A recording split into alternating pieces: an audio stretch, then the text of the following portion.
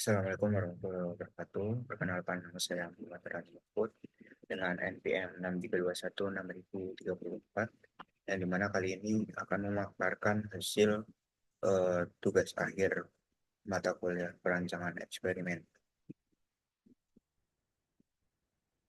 Soal eh, yang pertama dilakukan suatu eksperimen mengenai hasil semacam zat kimia berdasarkan temperatur, konsentrasi, dan tekanan yang berbeda. Dalam eksperimen digunakan temperatur 500 derajat Celcius dan 600 derajat Celcius, 60 derajat Celcius, dengan menggunakan konsentrasi 40% dan 50%, serta dua jenis tekanan, yaitu tekanan yang rendah dan tekanan yang tinggi. Untuk masing-masing kombinasi, perlakuan dilakukan replikasi sebanyak 3 kali, dan hasilnya disajikan pada tabel 1 di bawah ini. Dengan pertanyaan yang pertama, yaitu A, berdasarkan data pada tabel, lakukanlah analisis variansi eksperimen faktorial 2 pangkat 2. Yang kedua ada berdasarkan data pada tabel, gunakan metode YATES untuk menentukan kontras dan susun tabel ANOVA untuk penerimaan atau penolakan hipotesis nol. Eh, Lalu kita menuju output menggunakan Minitab dengan memasukkan data pada tabel, yaitu temperatur, tekanan, dan konsentrasi, serta respon yang terjadi. Lalu pada Minitab dilakukan diuji menggunakan stat, lalu ANOVA dan balance ANOVA, dan ter- terbentuklah output seperti ini. Dengan interpretasi yang diperoleh yaitu informasi faktor. Yang pertama ada temperatur atau suhu dengan dua level, yaitu 50 derajat Celcius dan 60 derajat Celcius. Yang kedua ada konsentrasi dengan dua level, yaitu 40% dan 50%. Yang ketiga ada tekanan, yaitu dua level, yaitu level yang rendah dan level yang tinggi. Lalu untuk interpretasi ANOVA untuk respon. Yang pertama respon temperatur dengan F hitung 175,36, F tabel dengan 4,49, dan p-value 0,0. Kesimpulannya sangat signifikan karena F hitung lebih besar dari F tabel. Lalu ada dikonsentrasi dengan F hitung 17,05, F tabel DF F tabel dengan 4,49 dan p-value 0,001, dengan kesimpulan sangat signifikan karena F hitung lebih besar dari F tabel. Lalu tekanan F hitung dengan F hitung 11,10 dan F tabel 4,49, lalu p-value 0,004, dengan kesimpulan signifikan karena F hitung lebih besar daripada F tabel. Lalu ada interaksi antara temperatur dan konsentrasi yang dimana ditemukan F hitung 6,72 dengan F tabel 4,49 dan p-value 0,020, dengan kesimpulan signifikan karena F hitung lebih besar daripada F tabel. Lalu ada interaksi temperatur dengan tekanan dengan F hitung 4,32 dengan F tabel 4,49, lalu p-value 0,054. Kesimpulan tidak signifikan karena F hitung lebih kecil daripada F tabel. Lalu ada interaksi antara konsentrasi dan tekanan. Diperoleh F hitung 4,56, F tabel 4,49, p-value 0,048, dengan kesimpulan signifikan karena F hitung lebih besar dari F tabel. Lalu ada interaksi antara temperatur, konsentrasi, dan tekanan yang diperoleh F hitung 1,64, F tabel 4,49. Lalu p-value 0,218, yang kesimpulannya tidak signifikan karena F hitung lebih kecil daripada F tabel.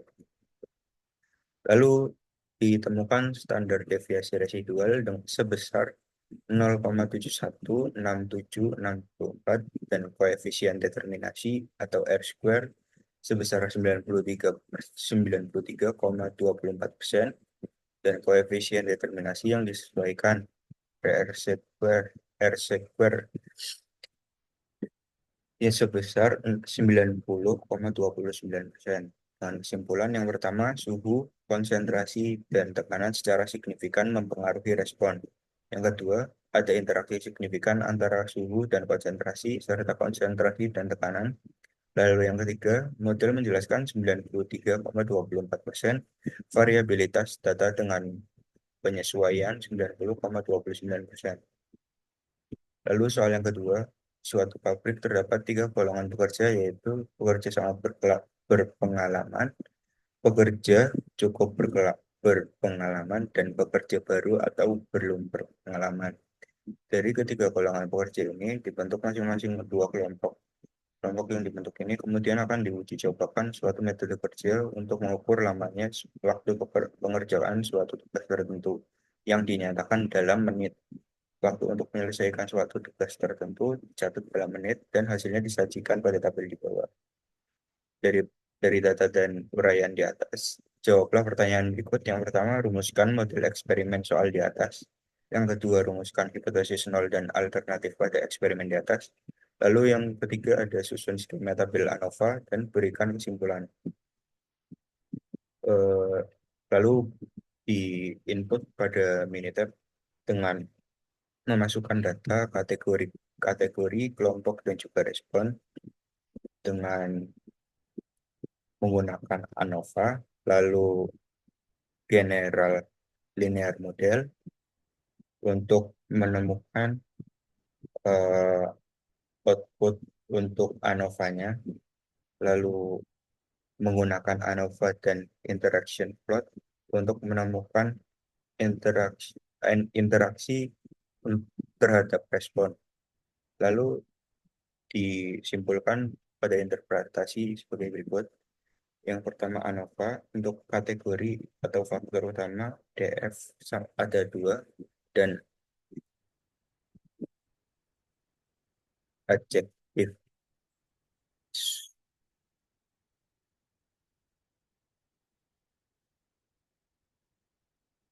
adjektif SS ada 59,083 dan adjektif MS 29,542, F hitung 5,75 dan P hitung 0,010. Interpretasi faktor kategori signifikan pada tingkat signifikansi alfa sama dengan 0,05, p-value sama dengan 0,010. Ini berarti ada perbedaan signifikan antara tingkat kategori. Lalu ada error dengan DF21, ada JSS 107,875, dan MS 5,137.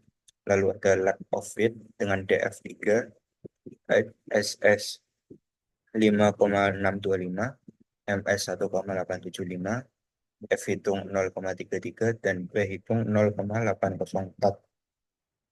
Interpretasinya yaitu lack of fit tidak signifikan dengan P hitung 0,804 menunjukkan model cukup baik dalam menjelaskan variabilitas data. Lalu ada pure error dengan DF18, SS 102,250, dan MS 5,681. Lalu ditemukan ringkasan modelnya yaitu S sama dengan 2,26647, R square 35,39%, dan R square ADC-nya 29,23%, dan R square predicted yaitu 15,61%. Model ini menjelaskan 35,39% variabilitas dalam respon. Nilai RSQ ADC menunjukkan bahwa setelah memperhitungkan jumlah variabel prediktor dalam model, 29,23% variabilitas dapat dijelaskan oleh model ini. Nilai S-square predicted yang lebih rendah menunjukkan model ini mungkin kurang baik dalam memprediksi data baru. Lalu ditemukan juga koefisien dengan konstanta koefisien 11,042 dan SE koefisien 0,463, lalu T value 23,87, P value 0,0. Lalu ada kategori yang pertama itu ada belum, dengan koefisien negatif 1,292 dan SEQF 0,654, T-value min 1,97, P-value 0,062, dan VIF 1,33. Lalu kategori yang kedua ada cukup dengan coef min 0,917, SE-coef 0,654, T-value min 1,40, P-value 0,176, dan VIF dengan 1,33. Lalu ada kategori yang ketiga, yaitu ada sangat dengan koefisien 2,208 atau kategori referensi. Koefisien untuk kategori belum hampir signifikan pada tingkat alfa sama dengan 0,05 dengan p-value 0,062. Sementara kategori cukup tidak signifikan karena p-value sama dengan 0,176. Kategori sangat digunakan sebagai kategori referensi. Lalu ditemukan juga persamaan regresi yang dimana respon sama dengan 11,11042 min 1292 dikalikan kategori belum dikurangi 0,917 dikalikan kategori cukup ditambah 2,208 dikalikan kategori sangat. Lalu ada F-value dan F-tabel. Dengan F-value yaitu 5,75 dan F-tabel tidak langsung terlihat dalam gambar, namun dengan DF numerator 2 dan DF denominator 21, nilai F kritis pada tingkat signifikansi alfa 0,05 adalah sekitar 3,47 dari tabel F. Interpretasi karena F-value 5,75 lebih besar dari F-tabel 3,47. Kita menolak hipotesis nol dan menyimpulkan bahwa setidaknya satu dari tingkat kategori memiliki efek signifikan terhadap respon. Lalu ada fit and diagnostic for initial observasi, yang dimana observasi 17 dan 24 memiliki residual besar dan mungkin outlier yang perlu diperiksa lebih lanjut. Ditemukan kesimpulan dengan model ini menunjukkan bahwa kategori memiliki efek signifikan terhadap respon dengan R-square sebesar 35,39%. Namun ada indikasi adanya outlier yang mungkin mempengaruhi hasil regresi. Model ini cukup baik dalam menjelaskan variabilitas data yang ada, meskipun prediksinya mungkin kurang optimal untuk data baru. Lalu ada soal yang ketiga, pembuatan variasi kombinasi parameter menggunakan response surface methodology box, BNCAN atau RSMBB, yang digunakan untuk meneliti dan memilih kondisi proses dari kombinasi tingkat faktor penghasil respon optimal. Maksud dari metode ini yaitu untuk mengetahui pengaruh variabel bebas terhadap respon, memodelkan hubungan antara variabel bebas dengan respon, serta mendapatkan kondisi proses yang menghasilkan respon terbaik. Metode ini adalah kumpulan matematika dan statistik teknik yang termasuk dalam metodologi permukaan respon atau RSM, antara lain adalah Taguchi, Central Composite Design, dan Box-Benton Design. Komposisi parameter untuk proses pencetakan dengan 3D printer menggunakan 3 parameter, yaitu printing temperature, layer height, dan print speed dengan 3 level pada masing-masing parameter tersebut. Parameter dan level dapat dilihat pada tabel 1. Parameter dengan 3 level yang berbeda yaitu printing temperature, lalu layer height, dan print speed. Lalu dengan nilai-nilai yang sudah tertera dengan perintah gunakan software Minitab. 3 faktor dengan 3 level tersebut dibuat kombinasi parameter untuk melakukan proses pencetakan. Metode DOE dengan RSM Box Benken dengan menggunakan 3 faktor parameter diperoleh 15 kombinasi parameter untuk proses pencetakan spesimen. Dengan data spesimen yang sudah tertera di kiri perintah, ada 15 data untuk uji tarik. Lalu kita menggunakan input untuk mendapatkan hasil beberapa level yang telah dibikinkan respon dari DOE-nya dengan cara yang pertama itu kita ke start lalu DOE lalu kita ke response surface dan create response surface design. Lalu setelah memilih create, kita memilih display available design, lalu design, lalu faktor. Karena jika tidak urut, maka tidak bisa terbuka. Lalu selanjutnya, ketika sudah terbuka, akan tertera pada tabel pengisian data yang sudah otomatis terisi.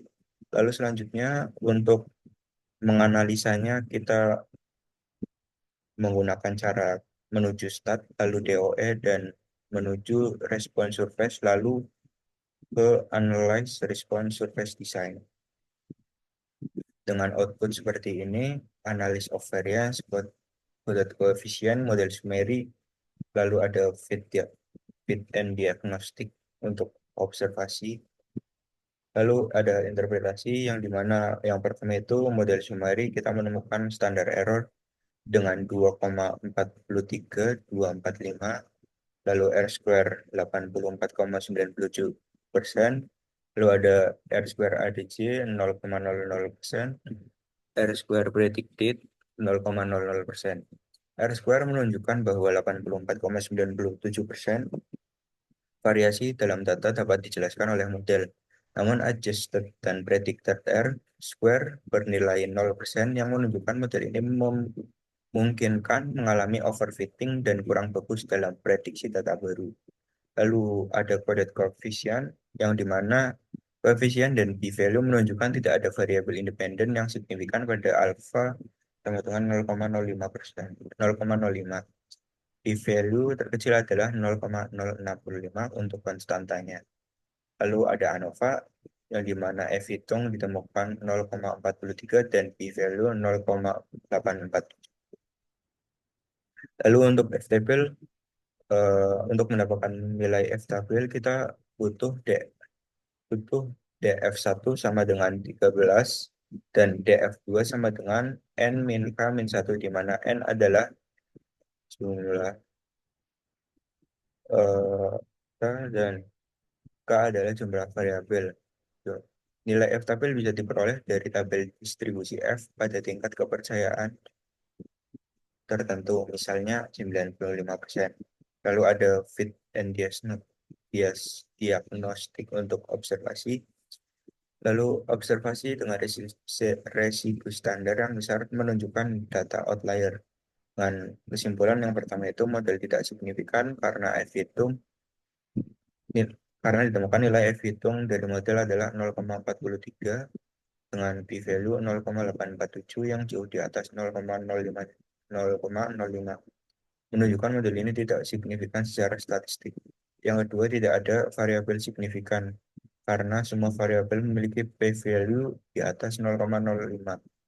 Lalu yang ketiga, ada potensi overfitting, adjusted, dan predicted R square yang 0 mengindikasikan model ini mungkin overfit pada data sampel dan tidak akan bekerja dengan baik pada data baru.